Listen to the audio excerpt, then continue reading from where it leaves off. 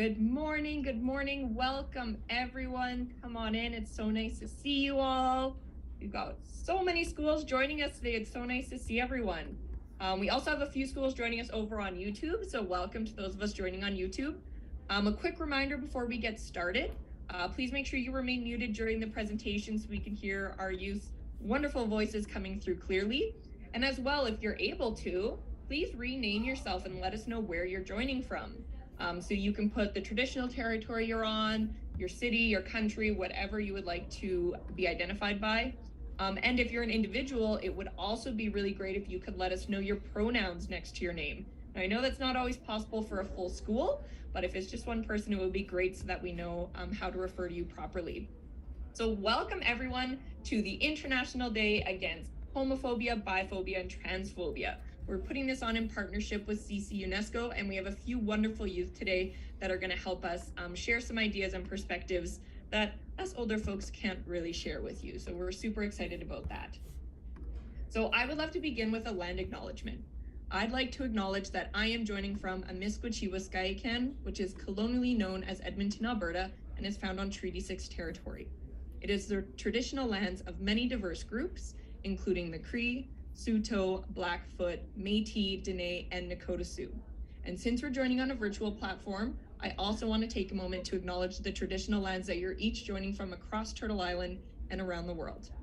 In the spirit of reconciliation with Indigenous and diverse groups across our country, we can move our minds from a place of judgment to a place of acceptance, but even farther, we want to help foster a world where differences aren't just accepted, but they're amplified and cherished in our communities. Much like the environment surrounding our two-spirit predecessors who have walked these lands for time immemorial. I would like us all to take a moment to center our minds around this idea of amplifying marginalized voices as we hear today from a diverse group of youth on challenges and successes that they have had in this area during their time in our education system. Now, I do just have a little reminder to you all before we get into the presentation. We will have some interactive polls throughout the event. So if it's possible in your school, or if you're at home, even better, it would be great if we could all grab a device and head over to menti.com. So there's a couple options that you can do. You can scan the QR code, or if you'd like, I'll just pop some information in the chat, menti.com, and there's our code. And the third option, if you're on a computer, you can just go ahead and click right on that link and it should bring you right to our polls. So feel free to answer those polls as we get through some of this introductory information. That way the students presenting will be able to speak to them when we get to their slides. And if you didn't quite get this, that's okay. It will pop back up a little bit later in the presentation as well. I'd like to also welcome all of our participating schools. We have so many schools that are interested in this topic, which is just absolutely wonderful to see. So you can see we have schools all the way across Canada, tons of different home schools. We also have people from around the world. So I see Argentina, USA, Sri Lanka, Yaren, Trinidad. So awesome to see so many people focus on such an important event. I hope you're able to see your school up there and you get a little bit of recognition for putting in the time today. Now we have three wonderful presenters. They all have so much information they want to share, but we do want to save some time for questions at the end. So throughout this presentation, it's a great idea to have maybe some notes down in front of you in case you come up with a good question you'd like to ask them. Just a reminder, these presenters are from high school. They do not have university degrees on the intersectionalism of living as a queer person in Canada. So we want to focus our questions on maybe their perspectives or their histories in living in our education system. But I know that there's tons of great things that they would love to speak about. I also personally have a few panel questions I have for them as well. So hopefully we have time to get quite a lot of those in the end. So make sure you're recording those down as we go. All right, without further ado, I will pass it off to our first presenter. Thank you so much. Hello. Before I commence, in the spirit of reconciliation, I respectfully acknowledge that I play, work, and am currently residing on Treaty 7 territory, and that the people of the Blackfoot Confederacy, including the Siksika, Guji, Piikani, Kainai, Gujiti First Nations, the Tsuut'ina First Nation, Métis Nation of Alberta Region 3, and the Yaksay Stoney Nakoda, including Chiniki, Bearspaw, and Wesley First Nations, were the caretakers of the land where I now reside. Tanit at Gujanagadagoy, Squanishlech Nania Dadanastada. That was hello, good morning, I'm glad you came, how are you, in Sutina Gunaha language. My name is Hana Sereda, and I'm a grade 12 student at Calgary French and International School. My pronouns are she, they. I'm a queer, Métis woman of color, and my ancestors on my dad's side coming from the Sutina Gunaha Nation, and on my mom's side, I'm South Asian. I'm the founder and chair of my school's Equity, Diversity, and Inclusion Student Committee, as well as the chair of my school's Gay Straight Alliance, or GSA. I just want to start by saying thank you so much for attending and for listening. I'm very opening and sharing my own experiences, and I urge you to listen with an open mind and an open heart. In my experience, I have found that simply being willing to lend an ear to diverse perspectives and doing unbiased research is such an amazing first step in the learning process in order to become more conscious and become a better ally. I do want to acknowledge that my experiences are my own, and I do not speak on behalf of the community simply as my own headstrong individual. So I will start with some kind of general information and education on my identification by saying this. My pronouns are she, they. I present my pronouns in this way in order to indicate my order of preference. So I prefer she over they, but I still enjoy being referred to using they, them pronouns. And I currently identify as female. The reason I use she, they pronouns is simply because I think that they is a very vast term, and also my personal opinions on the patriarchal institutions and the unnecessary gendering and labeling. And I'm coming from a multilingual perspective, and I see a lot of unnecessary gendering from a lot of Latin-based languages, such as French and Spanish, especially when referring to objects. In a sentence, using my pronouns can look like, she went to go get a glass of water because they were thirsty. And you know what? This is also kind of why I like going by the overarching term of queer in order to describe my sexual orientation. Queer is a word that has been taken back by the LGBTQIA+ community, as it was once used to describe the members of the community as being strange or peculiar. You will notice that I use the acronym LGBTQIA+. It is personally the one that I find to be the most overarching without being excessively long. Fiona and Zahara might use different acronyms, but again, it's all personal opinion and it depends on the person you ask. There's really no right way to say it, so don't sweat it. So this image right here is our graduating class of 24 people. There's definitely a lot to unpack here. I was the very first person in my grade to come out in grade 10 as pansexual. And in a grade that small, news travels very, very fast. After relentless bullying, I'm sure you've all heard the pan jokes, I will not get into that, and being kind of treated as strange and peculiar, I simply have no willingness to be labeled. I am what I am, I like who I like, it is natural, it is beautiful. I do not owe any sort of explanation to anyone. I'm valid the way I am, I know myself, and I'm confident in my own identity. And I hope for those listening, you are able to resonate with this. Never, ever, ever, ever let anyone push you into self-explanation unless you are willing and you are open. I sit here today out of my own freedom, willing and open to share and to explain. But you share when you are ready with who you wish to share with. And this goes for everything, not just your gender and sexuality, but also your stories and experiences. And I'll come back on this point a lot, coming back to the point where this is where your power lies. Our differences come from our experiences, and that's what makes us unique. Now, the summer of grade 10 is when I decided that there had to become some kind of change. I would not live out the rest of my high school years miserable and once again closeted. And after many meetings with the guidance counselors at my school, vice principals, even the principal, nothing was being done to immediately address any sort of equity, diversity, and inclusion related topic. And then at the end of grade 10, my social studies teacher approached me stating that the teachers had recently formed a staff equity, diversity, and inclusion committee. And I immediately knew what I had to do. I was kind of looking for a big high school project for CAS, and for those of you who don't know, it's kind of an IB thing, and I knew that had to be it. I arranged meetings with the administration to set out details of the committee, wanting the big focus to be on education. And the idea has done nothing but grow into a wonderful team of passionate individuals who are willing and who are ready to share. But I still find myself to this day that my voice is suppressed and not heard. The ideas we have as a committee struggle to flourish, especially when it comes to gender and sexuality, such as when we tried to implement menstrual products in all bathrooms, raising a pride flag with the Canadian flag during Pride Month, or even painting our crosswalk pride colors. So my first poll question to you, which is up here on the slides, is do you feel like your voice is heard in your school community? Now, Hannah, I'm sorry, I'm just going to interrupt you for 1 second just to give a quick reminder to our schools, because I know a few of us are joining from YouTube. If you are joining from YouTube, you are more than welcome to participate in our poll questions as well. So I know Westside Secondary, you're over there on YouTube. It's so nice of you to join us. Feel free to take out your devices and scan the QR code and participate in our polls as well. All right, carry on.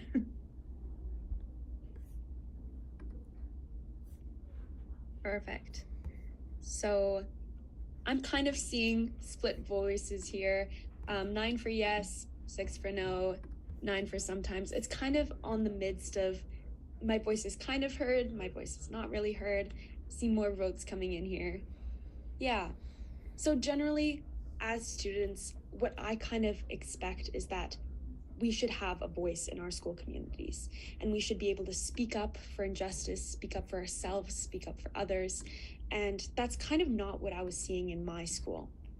So my big question of today that I hope y'all will be able to answer is, how do I get my voice heard if any injustice occurs? And what's the importance of getting my voice heard? So I would like to address these two images, which are up on the slides. So the image on the left is our 2021 Pride Parade, and the image on the right is our 2022 Pride Parade. Pride parades have been something that I have established of means of raising awareness to the higher chance of developing mental health issues, lower chance of having access to mental health support or gender affirming support, in order to normalize the LGBTQIA+ movement within my school. We walked around the school with pride flags, singing along to Lady Gaga's I Was Born This Way, and I connected. I really, truly connected to students in younger grades that I had never even seen before. And I talked to people. I really, truly talked to people about their feelings and about their experiences. Remember the power that has? Even today, I will now notice those kids in the hallways, and I will stop and say hi and ask how they're doing. How did their math test go? How did coming out to their parents go? Has that same kid continued to pick on them for their pronouns? All of the above. Talking to people, forming those connections truly allows other people to have their voices heard, at least to someone. And I, with the use of my committee, have the chance to take action and do something about it. So one student last year, who was in grade 8 at the time, approached me saying that they were being targeted for their sexuality, frequently facing homophobic comments, saying that the administration told them, quote unquote, we cannot do anything about it. And that kind of set a fire in me. Now, your fire might be getting smack talked on their soccer field, and that leads you to meg them and run up the soccer field and score a goal. But my fire is really hearing when injustice happens, and we as a society, we as a community, have the capacity to stop it, and we don't.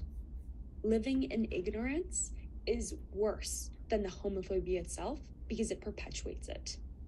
And I would not let someone go through what I went through.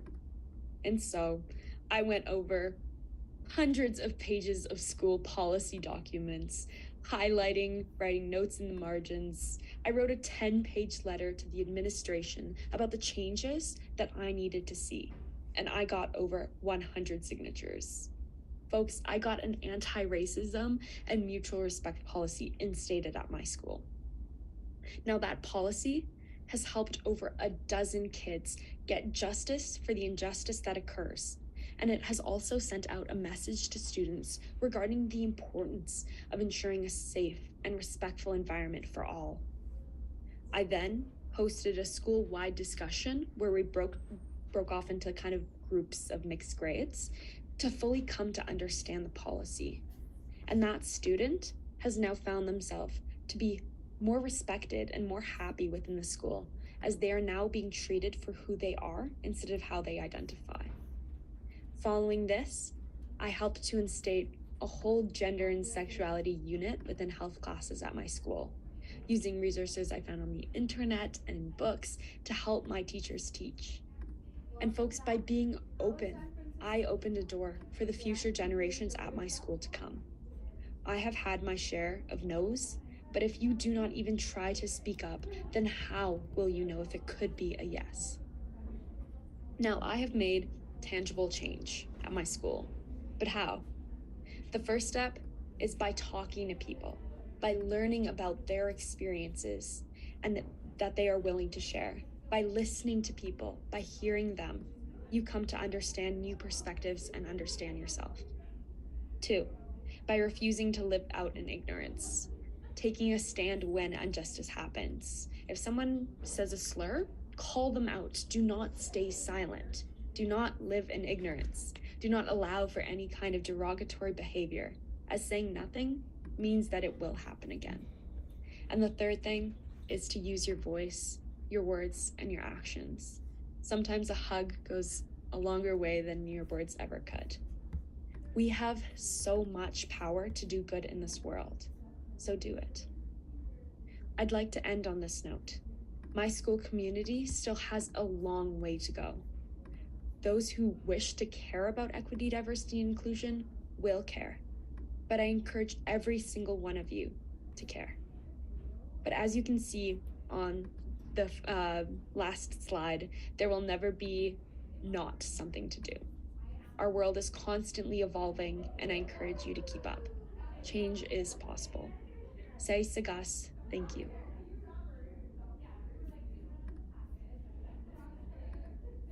That was amazing. I just wanted to say that, Hannah, you're amazing, and that was such an inspiring take and perspective. Hi, everyone. My name is Fiona Shen. I am a student attending Havergal College, and I'm located in Toronto, Ontario. So I guess I'll be sharing a little bit of a different perspective, specifically coming from an Anglican school and a single-sex school in Toronto. So my school, next slide please, is a single-sex school, and it's been an Anglican school for over 100 years. So as you can imagine, it's quite traditional, but I think in recent years, my school has really been making an effort to become more inclusive, to implement DEI, to create safe spaces for students. But obviously, as you can imagine, there's still a very long way to go. And so one of the things about single-sex schools, not speaking on all single-sex schools, just from experiences I have seen and heard about my school specifically, is a big issue is admissions. Who can apply and attend single-sex schools?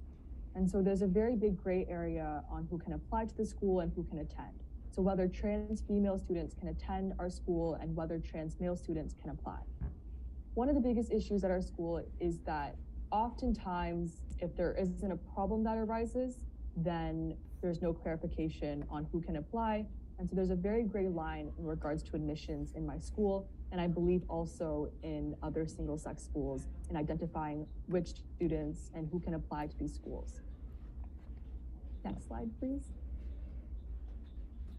Another aspect to our school is uniforms. I'm sure a lot of people have uniforms in your respective schools, and uniforms is a very big thing in our school. We are held up to very high standards. You have to tuck in your kilts, you have to tuck in your shirts. It's all very formal. And so in recent years, our school has made efforts to get us to embrace our identities and more variants and different pieces of items of clothing to express ourselves. And this was done through pants. However, this was only implemented recently, and despite our school's efforts in giving us pants and the option to wear pants, a lot of people in GSA has actually reflected that these pants are itchy, they don't really fit right in the right places, they're not long enough or they're too short. And so despite the school trying to make an effort to give us more options and more options for gender neutral pieces of clothing, it has been reflected that there is still improvements that are needed. And the reason why they're not being fixed is because mainly all students wear kilts. And so there's not as many students discussing the issue of these pants. And so schools are not as motivated to change the pants and the design of the pants. So as such, I think that not just my school, but I think single-sex schools in general, there's a lot of things to be working on. And there's three things, I think. Firstly, gender-neutral uniform options. I think that should be the baseline. We have already reached that at our school. And I think the second step is to consult with students. Student opinion is so incredibly important because it's the students that are wearing the uniform. And I think their comfort should be prioritized. So I think schools should probably consult with students and discuss what kind of uniforms they would like, as well as hear their thoughts and voices and feedback. But thirdly, I think allow individuals for expression. I understand that uniforms are oftentimes formal, but I think students should be given the option to express themselves in things like jewelry, hair dye, their nails, bracelets, rings, necklaces. All of these things, I think, is a form of expression.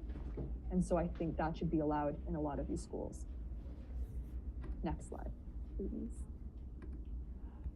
And so I think despite there being a lot of things that need improvement, I think it's so incredibly important to redefine what single-sex school means. And so at my school, one of the things that a lot of our students are trying to reframe these single-sex schools is calling it a girls-focused school or boys-focused school in other single-sex schools, as opposed to calling it an all-girls school, so that it's more inclusive and the term would make some students in our community feel more safe and a part of the community, calling it a girls-focused school as opposed to all-girls school. So I think there's several things that needs to go into the steps of redefining a single-sex schools, and that's three things. I think firstly, acknowledging the diversity of gender identities, recognizing that gender is a spectrum and that not all students may identify as male or female, and ensure that the school's policies, curriculum, activities are inclusive for students who identify as non-binary, genderqueer, or gender non-conforming. And so this should also be in the infrastructure of the school, areas like the locker room, the changing rooms, as well as the bathrooms. These are all considerations that should be thought through in these schools. Secondly, I think it's really important to provide comprehensive sexuality education as well. So offering a comprehensive sexuality education that is inclusive of all genders and sexual orientations. And I think this can really help students develop a better understanding of themselves as well as their peers and promote a more accepting and inclusive school community. And lastly, I kind of touched on this already, but creating gender affirming spaces. So establishing safe and inclusive spaces for students, regardless of their gender identity, and this should include gender neutral restrooms, change rooms, and locker rooms. Next slide, please. Finally, I just wanted to touch on the point of being an ally. I think it's so incredibly important to be an ally, especially in a space like a single-sex school, so that other students feel heard in their own community and environment. Something that my school has worked on, I think were introduced in the past recent years, is something called inter-school GSA. And so our school, along with 4 or 5 other single-sex schools, have started an inter-school GSA. And so every month on 2 Tuesdays after school, we go to a school's location and the GSA members all just meet up, we hang out, we have fun, we talk about our experiences. And I think that was a really great way to develop a community, establish a bond between all of us, and feel as if we were included in our community. And in those meetings as well, we've discussed areas that we can work on to improve our school communities as well. So that's something that our school has worked on, which is an inter-school GSA.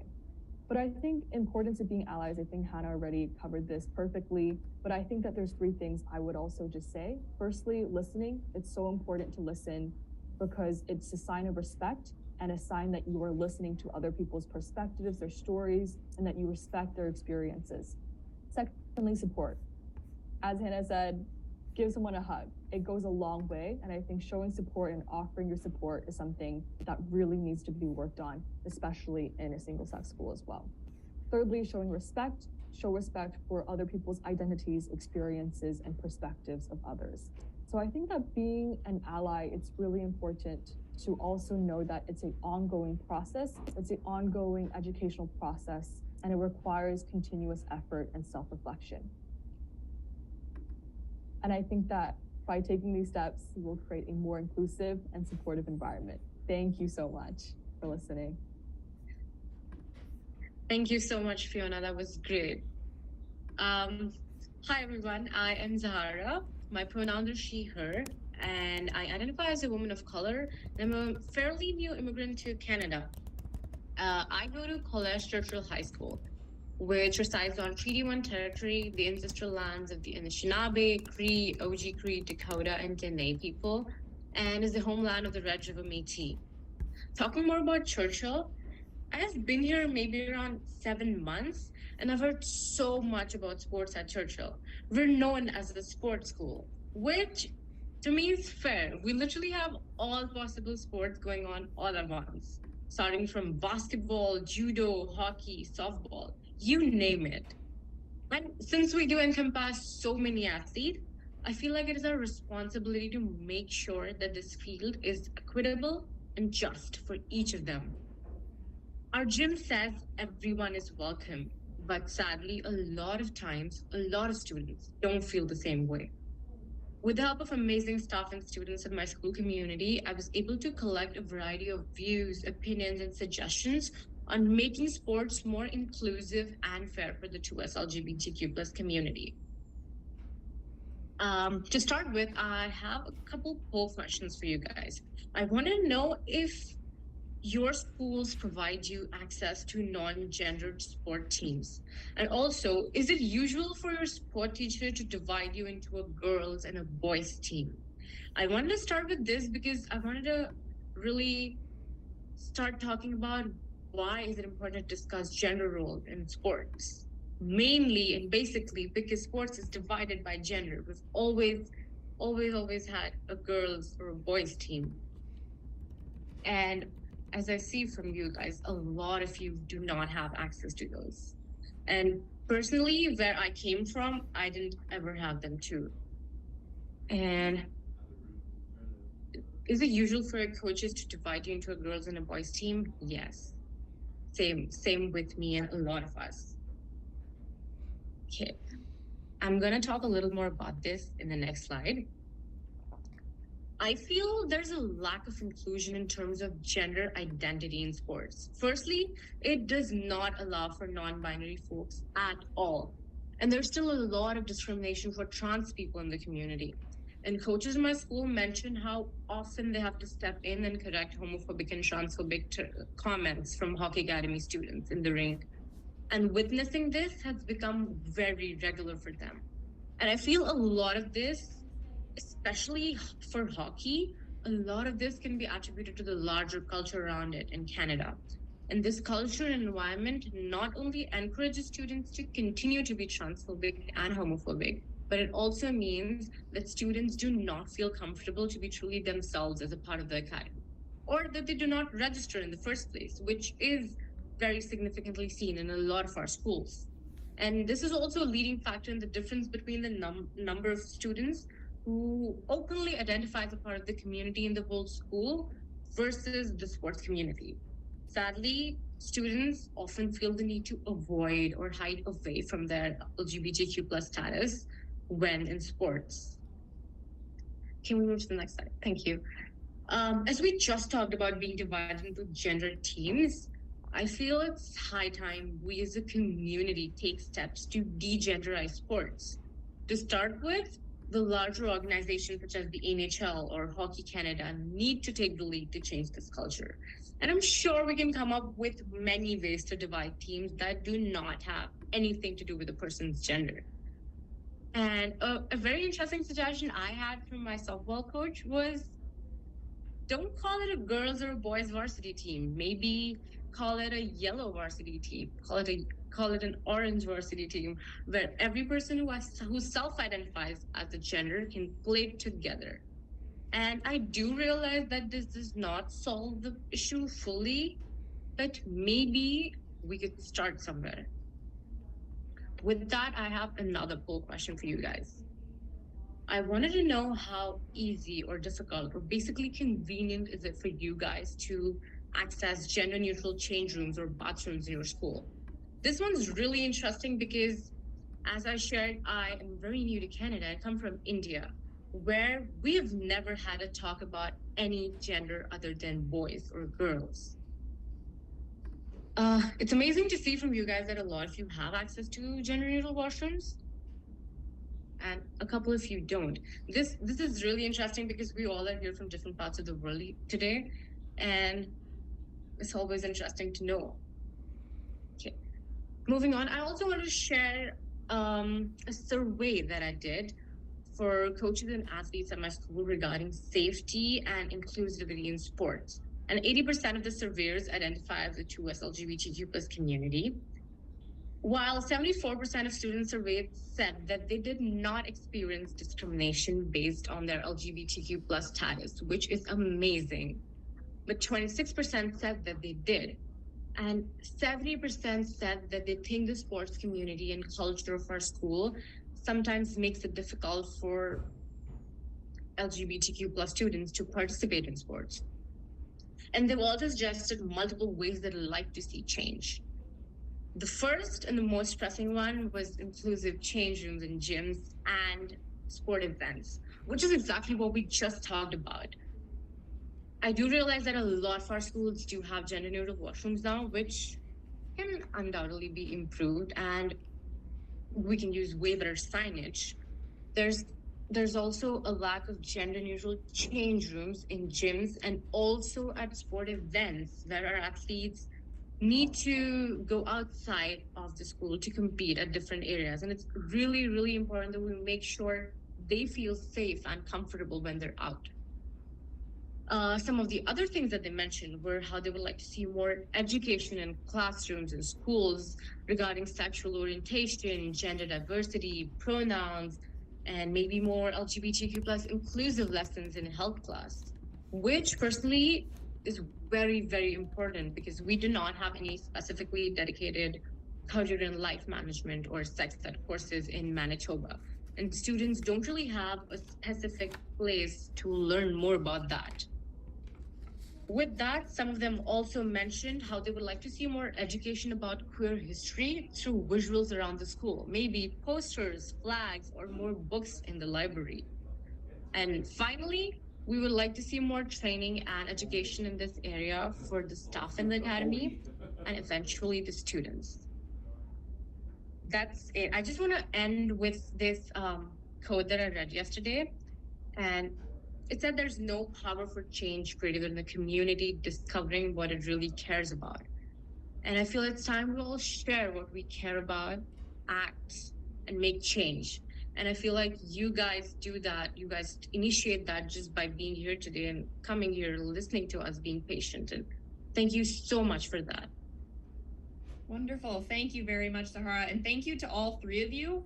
Absolutely fabulous presentations. I love the diverse perspectives.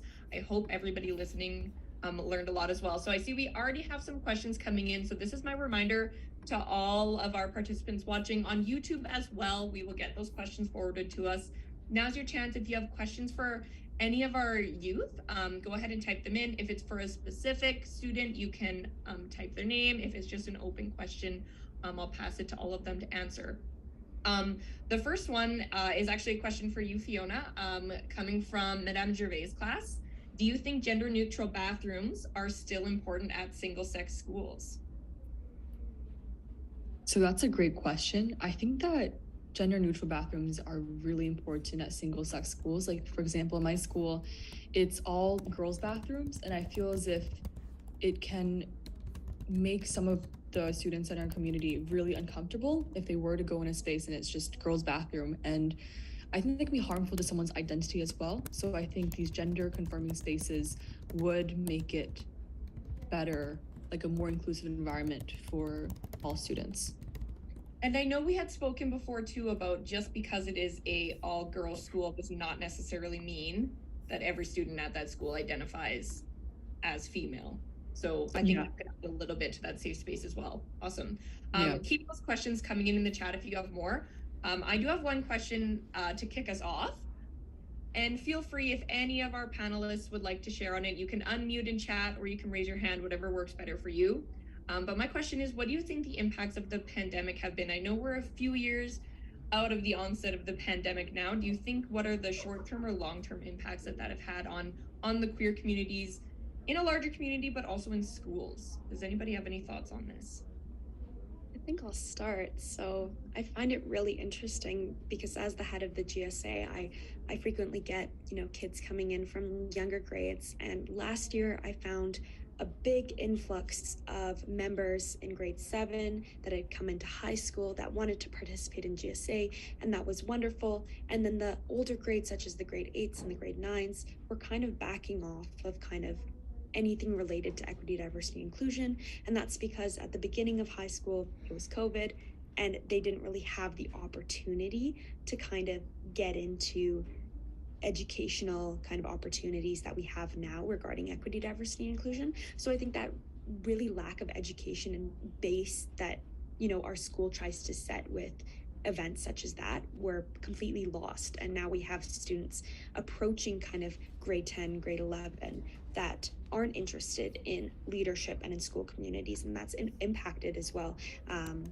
the perception of the LGBTQIA+ community at my school as well. Fiona or Zahara, did either of you have any ideas you wanted to share on this one before we move on? Sure. So one of the things I touched on is our inter-school GSA. And so when we became online, I think 2-3 years ago, I was still too young to be part of it, but I think I was in junior school. But when there was the inter-school GSA, it was online. And so I think the experiences were definitely different. I think it was just this year or last year that we resumed in-person GSA meetings. And so I definitely think that the online inter-school GSAs, from what I've heard, it was a bit of a disconnect. It was harder to connect with people and make friends and feel a part of a community because everything was online. There wasn't food, there wasn't snacks, there wasn't like really interactive activities or outings like going and getting dinner together. And so I think we've come back stronger as inter-school GSA is now in person. Yeah. Wonderful. Okay, any last thoughts, Zahara? Should we move to the next one? I think I agree with them both. We should move on to the next question. Okay, wonderful. This next one is asking about what are your favorite events that you've hosted? I know, Hana, you talked a little bit about some of the things that you do in your school, but all of us, what are some events that we've had in our school that kind of raise that queer awareness?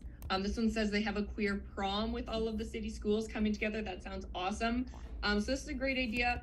Brainstorm, what are some great ideas that you guys have done in the past that have worked well that other schools can try out? Go ahead, Zahara. I'm not very aware of what we've done in the past, but we're planning a Pride Fest for this year. And we have the whole day. It's just fun, interaction, learning, education. And I feel it gives a lot of opportunity for students to have fun, but also learn at the same time. And it's not restrictive to just a particular community of people, it's for everybody. And I feel we should all do that more. Okay. Fiona, you can go ahead. So there was, we have something, so basically our school, it's like an Anglican school, and so we call something called prayers in the morning, but it's equivalent to assembly. And so during that time, during Pride Week, we had a panel of students, just like in the morning during assembly time, have like a lot of questions asked to them, and they were able to share their opinions and their thoughts and their personal experiences. So I thought that was really cool because a lot of students from our school, like basically everyone was able to hear their opinions, their thoughts, and areas they thought would make the school a better, more inclusive space. So I feel like just a space to have that dialogue is really important. Yeah. Yeah, and at our school on June 9th, we have an event coming up where the Skipping Stone organization is coming in to talk about gender, sex, and sexuality. And we're including different independent schools from around Calgary. And then after that presentation occurs, we'll split off into little groups so that we kind of build a community with other GSAs around Calgary and kind of build links and have new ideas. So any kind of event that's bringing people in and that's exposing yourself to new people outside of the school is just wonderful opportunities to learn. I love that idea of tying the schools together, like Fiona said, of their inter-school GSA club, especially if you're a very small school. I know some of the students who participate at our events are from like very small rural communities. They can't have much of a GSA because they have hardly any students. But yeah, having that grouping together of students from different schools, and then you kind of get to feel a sense for how they are or how they perceive the queer community in different schools. And it can be very uplifting if you're a student from a school where you're not supported, and then you can see that like that community can be better. So it's a wonderful way to kind of share that between our schools. It's awesome. We have another question coming over from YouTube. So this is asking, how can high school students help in junior highs and elementaries? And we think, I think maybe like the focus is about how do you help them maybe prepare for high school, or maybe if they don't have as much of a GSA or a queer community, is there ways that you can maybe support them in the younger grades? Yeah, go ahead, Hana. So at our school, we have a buddy program where our high school equity, diversity, and inclusion members are tied with our GSA members in grade 7 and 8. And they basically have a buddy for the year where we have like buddy events where you can just hang out outside. We have like a group lunch together, and it's also someone that they can go up to in the hallways and just ask questions to. It's kind of a wonderful opportunity to tie senior high and junior high. At my school though, it's all kind of open, and we do a lot of events as big schools and big communities, especially in different houses. So we get to interact with our junior schools a lot. I know that's not the case for all the schools, but I do know that it's such a wonderful opportunity to be connected to the junior school in at least some capacity. So I'd suggest buddies. My unmute didn't want to work there. I think that really covers it very well. But Fiona and Zahara, do either of you have anything different that happens in your school that's connected to a junior high in your area? I feel like that's not a thing that happens super often. I don't know. The buddy program is like super great. I also imagine how great that would be if you're a young student, you don't feel supported in your school, and you have this cool older student come down and be your buddy and support you and let you be yourself. Like, that sounds so wonderful and perfect. Okay, my next question, and this is kind of a similar vein. What would your advice be for any 2S LGBTQ plus students who feel like they're very isolated in their school? So if you could just like whisper in their ear and give them some words of encouragement or wisdom, what would you say to them? I know Hana wants to go first again, and she's trying not to. You can go ahead if you want to. Thank you. I think what I'd say to you is you are not alone in any capacity. You have people all across the country who understand what you are going through. And there's a lot of platforms that you can use to connect with people. I know Discord is one, Reddit is one. The internet is a great way to stay connected. But just know that you are valid in your identity. You don't have to change for anyone. Just stay true to yourself, stay true to your pronouns, try to educate as much as possible. But yeah, that's all I'd say. Fiona or Zahara, do you have any advice? I know, it's so hard to follow. She's so well spoken. She covers it so perfectly. Zahara, do you have something like to add? Agreed. I don't really think that I should be giving out advice, but I feel like I have something as an ally. I feel like I have something to share with the allies, and I've seen that a lot, especially kids from junior highs, act a lot in peer pressure, and they do a lot of things just because their friends do it. And I just want to share that not every joke is funny, and it's only funny when it's funny for the both of you. If it's not funny for you, it is not funny. It is a form of microaggression, and you should let other people know that it made you uncomfortable. That's what I had to share. Yeah, microaggressions, I feel like, are a really big part of any sort of way that groups are marginalized, and people don't realize what a huge effect it has when you constantly hear those small comments and small jokes all of the time. So that is such a good point to me, because I think especially younger people don't realize the effects that their words maybe can have on their peers. So that's a really good point. Yeah, go ahead, Fiona. I think Zahara and Hannah, those were like perfectly put, I think, pieces of advice. There's just one more thing I would say is honestly, high school and like middle school, it's a phase. And so your time there, don't let anyone make you feel inferior because of, you know, your identity. And those people who make you feel inferior, if they were to, they're not going to end up in good places after high school. So I think just keep in mind that high school, it's not everything. And so there's so many more possibilities. If high school didn't work out for you, you know, there's just a lot more out there. So that's what I would say.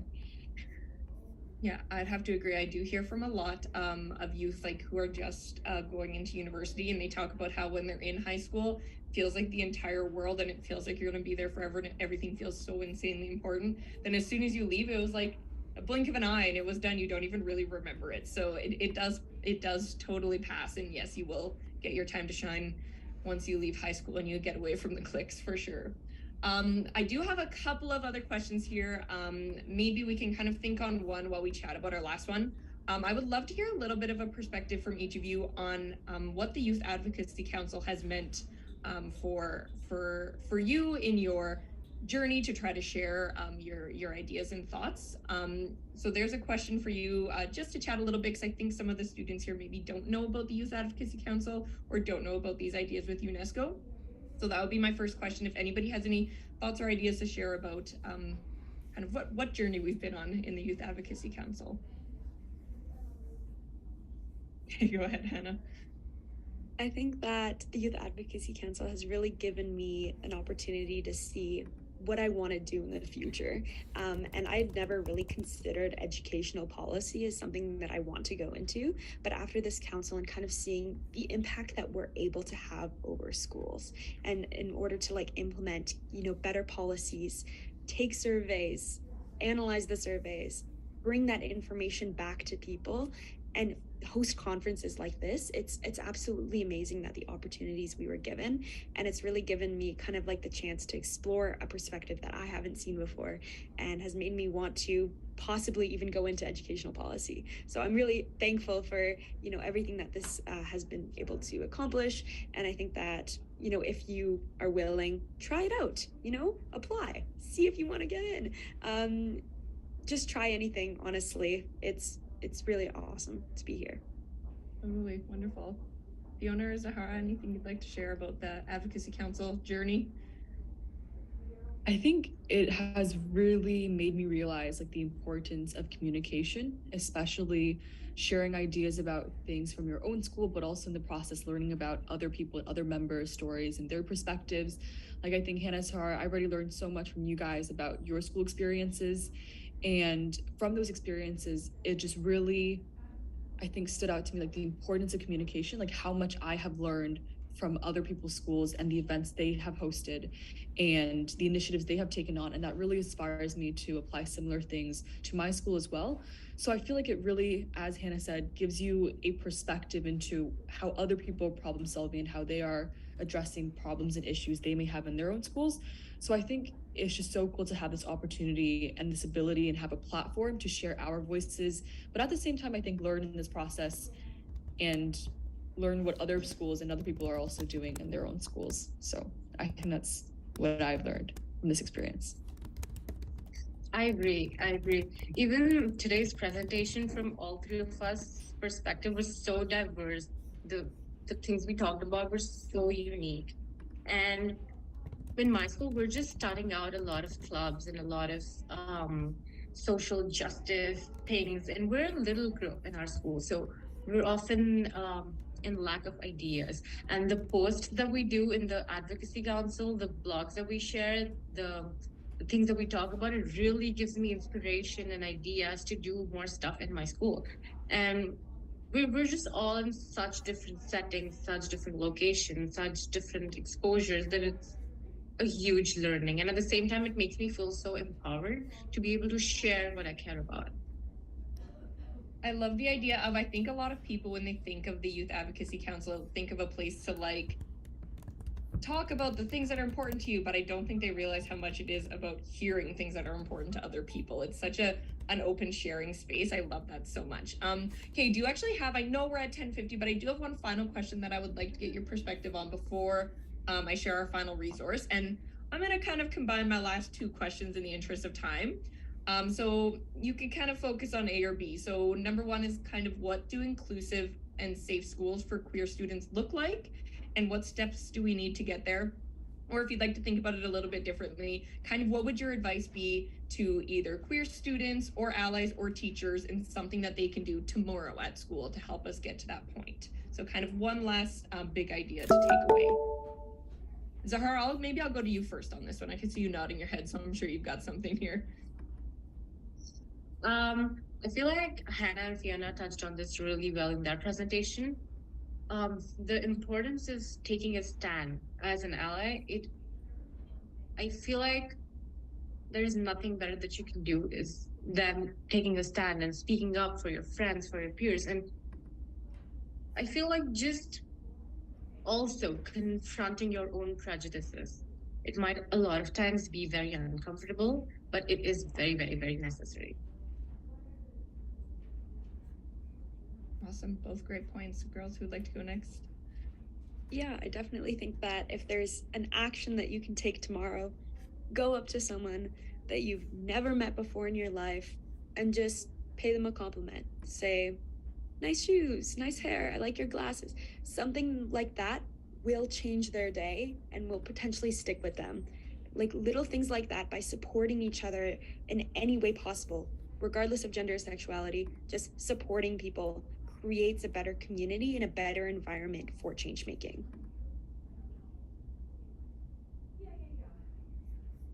Oh my gosh, you guys put it perfectly.